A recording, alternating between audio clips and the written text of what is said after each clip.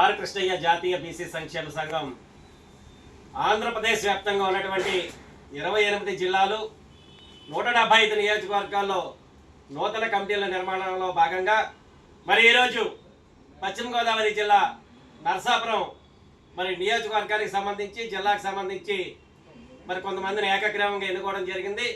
మరి అందులో భాగంగా పశ్చిమ గోదావరి జిల్లా సేవాదళ గౌరవ అధ్యక్షులుగా పెద్దలు కొప్పాడి గంగరాజు గారిని నియమించడం జరుగుతుంది.